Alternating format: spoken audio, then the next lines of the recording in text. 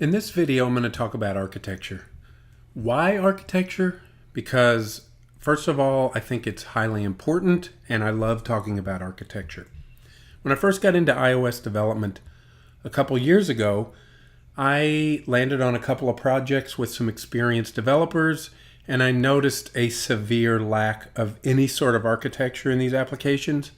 And when I asked them why, the response I got was a little bit surprising. It was, well, you really don't need to do all this for a mobile application because they're small and they don't do a whole lot, and therefore it's not worth it. And I strongly disagree with that. I think it's highly important, and I want to share with you the kinds of things I do when I build applications, even mobile applications. So it starts with breaking the application into modules. And here, as I've gone over in other movies, I have an app module, a core module, and a data dragon module. Now, the app module uses the core module and knows about the data dragon module. However, the good thing about modules is that you need to minimize what they know about each other. The core module, as I explained earlier, is basically a bunch of base classes and protocols, and it's reusable. It can be used in most any application that employs this sort of architecture, and it knows nothing about the Book of Champions application. It knows nothing about the data. It knows nothing about the views. It's agnostic. The same could be said pretty much for the Data Dragon module. It is focused exclusively on interrogating the API, the REST API, to get data and storing data in a database. It knows nothing about how it's going to be displayed or anything. It just manages that. And then, of course, the application ties it all together with all the views. So as we step down into a module, for example, I employ architecture the way I organize my code into folders and subfolders. And they're consistent across modules so that when you see one folder in one module, it contains the same sorts of things in every module. As we step down into specific classes, I like to employ the use of a lot of small, singly purposed things. And that could be classes, that could also be methods, all the way down to the method level. So the way you structure your code makes it extremely easy or difficult, depending on how you do it, to find things and maintain things and know where to put things. Beyond code structure and naming and organization, there are a handful of things that I find important when I build any application. And there's pieces that I put together that are part of most every application that I build. The first is dependency injection. I'm going to dive into each one of these sections in different videos. For now, I'm just going to cover at a higher level what these pieces are generally used for. As I mentioned, dependency injection is the first thing. So when you build an application, it typically consists of all sorts of different classes that do different things. And the classes collaborate with each other. They have dependencies on one another. And for now, some people find dependency injection a little bit hard to understand, but think of it now just as magic.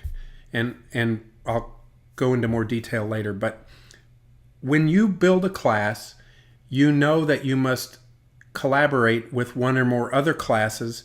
And when you build your class, don't worry about where that dependency comes from. In most cases, you're not going to create a new instance of it inside of the class that needs it. It will be passed in somehow. So every iOS app has this app delegate class. And so we can see here by looking at it, there's a number of things that the app delegate class uses in this application. It needs a bundle identifier. It needs something called a content resolver. It needs a sync service for Data Dragon. It needs a screen, loggers, the notification center, and the window. And when I look at it, you'll notice that this is pretty much just stock code. And all these things get injected into the app delegate somewhere, somehow. This is dependency injection at work. So It is where a class's dependencies get provided to it from some mechanism. I'll take one look at another typical sort of class, a command or task, and I'm going to look at, for example, the delete champion task. And if I look at the header file here, it has an initializer which has an argument of a database. By the name of the class, you can probably tell what this task does. It deletes a champion from the database. So when I write my class, it's very simple. It does one thing. It deletes something from a database table. And you can see that it acts upon a database and that it performs this operation right here. So dependency injection makes your applications easier to break down into small pieces and let you think about the task or the thing that you're trying to solve for that one class, and relying upon other classes for dependencies that get provided some magical way. The next three pieces of the architecture kind of go hand in hand, and I'm going to discuss all three together. The first is concurrency. When you build an application, especially a mobile application, you need to do most of your work off of the main thread. The main thread is used for interacting with the user, for laying things out, for drawing things, animating things, etc. And the more work you do on there, the more sluggish your app will feel. So most of the work interacting with databases or calculating things or retrieving data from a remote REST service all needs to be done off of the main thread. So concurrency is something you need to think about as a first-class citizen of your application. Secondly, breaking the work that gets done in your application down into small pieces is something called the command pattern. And I build and assemble the application from a whole bunch of different commands. In this particular application, I happen to call them tasks. In retrospect, I'm not real happy with that choice. Most of the time in the past, I've called them commands, and I wish I would have named all of them commands. So here we have a delete champion task, a delete champion skin task, etc. And each of these individual pieces of work is encapsulated in a single command that I can run. And that makes my application the pieces of the application extremely easy to reuse, because everything is broken down into small single purpose pieces. So anything that I want to accomplish in the app is typically carried out through a command or a task. And finally, there's a thing called promises. And it's kind of hard to explain what those are in a very brief video, but essentially it is a way of dealing with responses that come back either synchronously or asynchronously from a command or a task. It works very well in conjunction with those sorts of things. So if you have a view that needs to go retrieve some data, and that happens asynchronously, and you need to be notified when the data comes back, promises are a perfect way of dealing with that. And I happen to use Bolts, the Bolts framework from Facebook, which is an open source library, to accomplish that. Next up is an approach that I've borrowed from Android. I really am a big fan of this approach, and it's called the content provider. It's a key architectural piece of this application, and it revolves around the fact that everything in the application that is displayed or retrieved is considered a piece of content that is resolved through something called a content resolver, which matches a request to a provider for that content. So you could imagine an application that retrieves or displays or manages content from various sources, and each piece of content or each category of content may be sourced from a different place, a different REST service or a different site or something like that. In this case, I pretty much just have data dragon data, which is champion images and skin images. So I have something that in the core here is called a content resolver. And a content resolver defines a mechanism for retrieving or managing content. So you could imagine retrieving a list of champion images or retrieving skin data or whatever.